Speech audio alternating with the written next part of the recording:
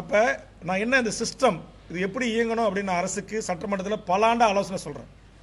ஒரு பாதிப்பு வருது, நீங்கள் அணையை திறக்கிறீங்க அப்படின்னா திறப்பதற்கு முன்பாக மக்களால் தேர்ந்தெடுக்கப்பட்ட சட்டமன்ற உறுப்பினருக்கு தகவல் கொடுக்கணும், நாடாளுமன்ற உறுப்பினருக்கு தகவல் கொடுக்கணும், அந்த ஊராட்சி ஒன்றியத்தில் இருக்கிற சேர்மன், வைஸ் சேர்மன், இந்த கவுன்சிலுக்கு தகவல் கொடுக்கணும்.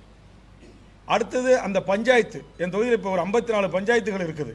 இந்த 54 பஞ்சாயத்து தலைவர்களுக்கும் தகவல் சொல்லி கரையோர மக்களை பாதுகாப்பாக உடனடியாக மக்கள் பிரதிநிதிகள் அடங்கிய குழு, வட்டார வளர்ச்சி அலுவலர், கிராம வளர்ச்சி அலுவலர், வட்டாட்சியார், துணை வட்டாட்சியார்கள், கிராம நிர்வாக அலுவலர்கள், ஆர்ஐ என்று சொல்லக்கூடியவர்கள் அனைவரோடு சேர்ந்து ஒரு குழுக்களை உருவாக்கி கூட்டு முயற்சியோடு உடனடியாக முன்னெச்சரிக்கை கூட்டங்களை நடத்தி அவர்களை பாதுகாப்பான இடங்களில், மண்டபங்களில், பள்ளிகளில் தங்க வச்சு 3 வேளையும் அவர்களுக்கான ப்ராப்பரான உணவு, பச்சை குழந்தையோடு வந்து பள்ளிக்கூடத்தில் கிடக்கிறாங்க, போத்திக்கிறதுக்கு ஒரு பெட்ஷீட் கூட கொடுக்க முடியல. இது ஒரு இயற்கை பேரிடர், கொடுக்க முடியாது. இருந்தாலும் அதற்கான முன்முயற்சிகளை திட்டமிட வேண்டியதான் ஒரு அரசனுடைய பொறுப்பு, கடமை. அதுதான் ஒரு பேரிடர் மேலாண்மை, வருவாய் மற்றும் பேரிடர் மேலாண்மை துறை அமைச்சருடைய வேலை. அந்த துறையினுடைய முதன்மை செயலாளர், துறையினுடைய நிர்வாக வருவாய் ஆணையர், இந்த மாவட்டத்தில் இருக்கிற ஆட்சித்தலைவர், டிஆர்ஓ, ஆர்டிஓ, சப் கலெக்டர் சொல்லக்கூடிய அதிகாரிகளுடைய வேலை, இந்த மாவட்டத்துக்கு நியமிக்கப்பட்ட மானிட்டரிங் ஆஃபீஸருடைய வேலை, சூப்பர்வைசர் அதிகாரியுடைய வேலை. ஆனால் எந்த அதிகாரி எந்த மக்கள் பிரதிநிதிகளையும் தொடர்பு கொள்ளவே இல்லை.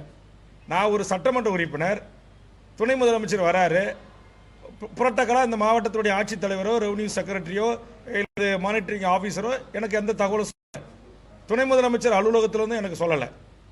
இங்கே மாவட்ட அமைச்சர்கள் 2 பேரும் இங்கே வண்டியில் சுற்றி வராங்க. ஆனால் அவங்கக்கிட்ட இருந்து எந்த எனக்கு தகவலும் வரல. வேளாண்மை அமைச்சர் மட்டும் கூட்டு முதலமைச்சர் வர்றதுக்கு கொஞ்சம் நேரத்துக்கு முன்னாடி துணை முதலமைச்சர் வராரு அப்படின்னு சொன்னார். நான் என்ன கேட்குறேன், அவர் உள்ளூர் அமைச்சர்கள் அவங்க எப்பயும் விழாவுக்கு சொல்கிறாங்க, அதை விட்டுருங்க. அரசு அங்கேருந்து முதலமைச்சர் வராருன்னா அந்த தொகுதி மக்களுக்கு சொல்லணுமா சொல்லக்கூடாதா? துணை முதலமைச்சர் வராருன்னா சொல்லணுமா சொல்லக்கூடாதா?